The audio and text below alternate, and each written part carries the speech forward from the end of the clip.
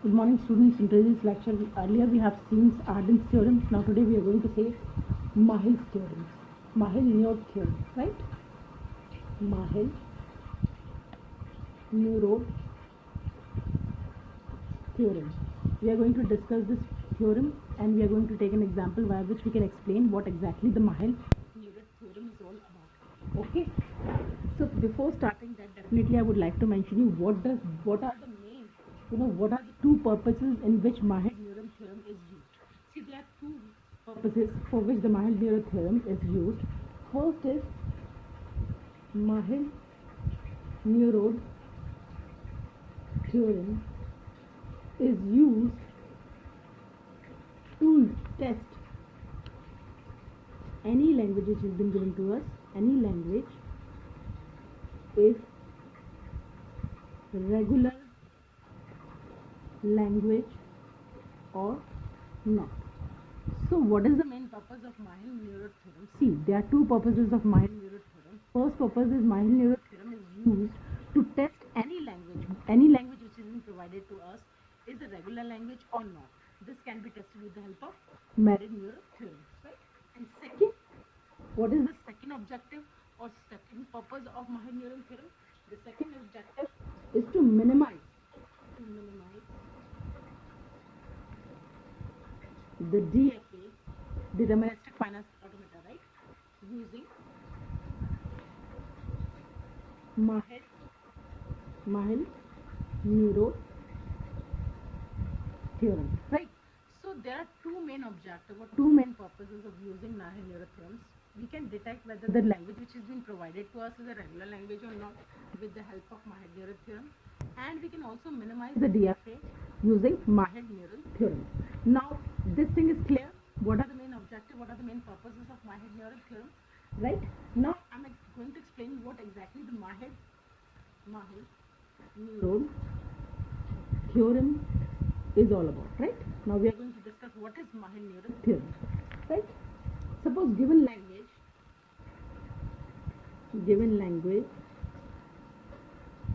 this is what the Myhill Nerode theorem says. L, the two strings. So discuss what is strings, right? So the two strings, say x and y, are said to be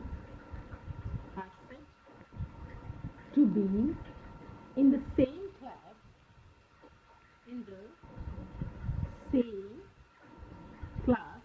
Now what is class? This is I'm going to explain you when we'll take an example. At that time I'll explain you what is class, right? So in the same class, now according to Myhill Nerode theorems, the given language L with the two strings x and y are said to be in the same class if all the possible strings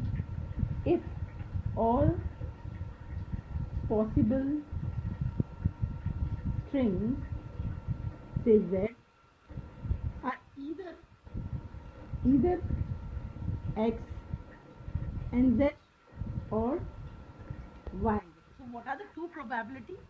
See, they are saying that the given language L, some language L is given to us, and there are two strings x and y. They are said to be in the same class. We can say that the x and y string x and y belongs to the same class if all the possible strings z, right? So what could be the possibility with the z of x and y? Either xy or yz, right? So yz are in language L, or both are not. So either x and y either x and z or y and z are present in language L. Either they both are present or both of them are not present, right? So this is what the Myhill Nerode theorem says. Now we have 3 points in it. First, how we are going to prove it? A language L divides the set of all possible strings into mutual exclusive class. See, the language L, we have discussed that L is having two strings x and y and also z in such a way that the xy, either xy should be present or yz should be present, or either both of them should be present, none of them should be present. Now a language L divides the sets of all the possible strings, all the probability of the strings that is there in language L into mutual exclusive classes. It divides it into the mutually exclusive classes. For example, suppose string x says 0 and 1 is given to us. So what could be the two possible classes with x, 0 and 1? Either it could be class 0, class that ends with 0, or it could be a class that ends with 1. Right? So the class which ends with 0 and the class which ends with 1 are two mutually exclusive classes. This is clear? Now second point, if L is regular, if L is regular, then the number of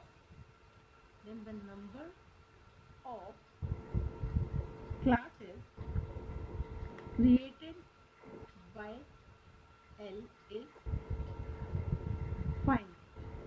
See, any language L is called to be regular language if the number of classes created by L is finite. Now suppose the L language is given to us and we have, we wanted to check whether it's a regular language or not. How we are going to check? We will see the classes which is created by it is finite. If it is finite, then it's a regular expression. If it is non-finite, then it's not going to be a regular expression. So if L is regular, then the number of classes created by L is going to be a finite. Right? Clear?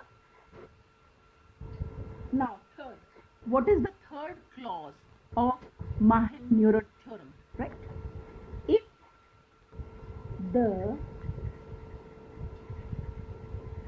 If all the classes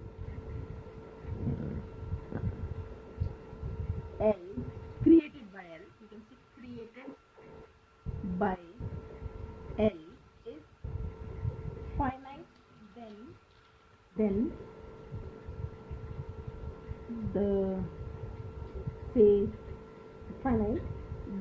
L is regular language.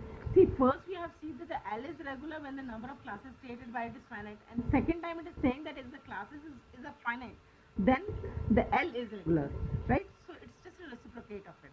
You got it? So these are the 3 points that we are going to check, or that we are going to use in order to check whether the language which is being given to us is a regular language or not, using Myhill Nerode Theorem. Now let's understand that in a better way. Right? I'll take an example. So let's take an example. First, suppose example, you can say, suppose some language L is given to us, and let it be the set of strings, and the condition which is given, L is a language when the set of strings ends with 0. Suppose L is any language which is given to us is a language when the set of strings ends with 0. Any set of the strings that ends with 0, right? This is the condition which is being provided to us. Now, input, we know sigma denotes input. Input which has been given to us is, what it could be the input? Either 0 or 1. These are the two inputs. Now, what is the first condition? See, a language divides the sets of all possible strings into mutual exclusive classes. First, we have to check whether the L divides the sets of all possible strings into mutual exclusive classes or not, right? So, let's check it. What are the possible classes that we can make with the language L? See, there are 2 classes that we can make. First class is the class that ends with 1, number 1, and second is the class that ends with 0. Right, so these are the classes. With this language we have drawn to, as the 2 input has been given to provided to us in the example or in the question, that is 0 and 1. So what is the probability of the classes that could be drawn from it, or that could be made of from it? The classes that could be made from it is the class, any class that ends with a 1 or any class that ends with 0, right?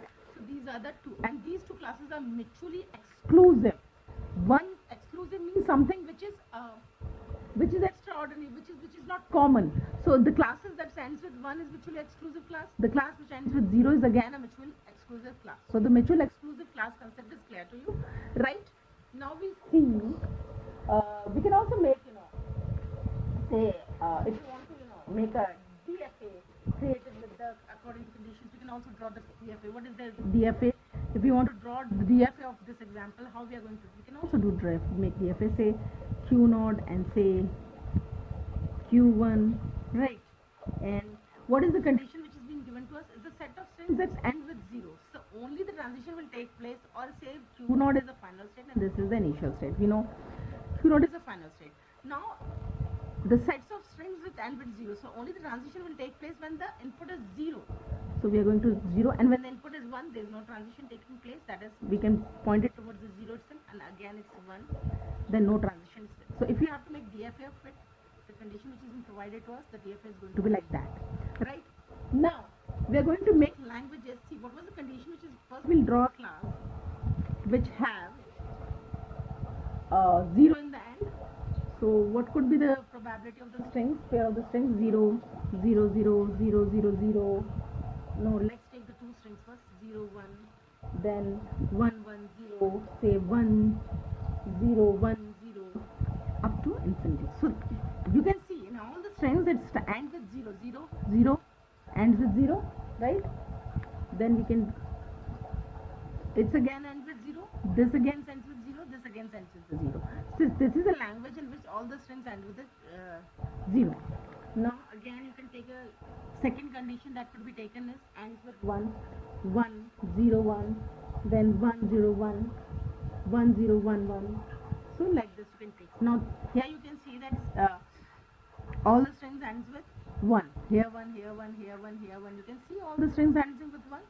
So this is the second clause.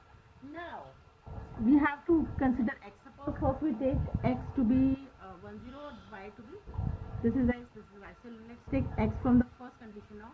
X is equals to 1, 0 and y is equals to 1, 1, 0. Both are ending with 0 according to the condition. Now if we take the z from this class, right, second class, that ends with 1, then suppose let's take, say, we'll take 1, 0, 1. Okay, so 1, 0, 1 we have taken, that is present in the L1, L2. You can mark it as L1, L2.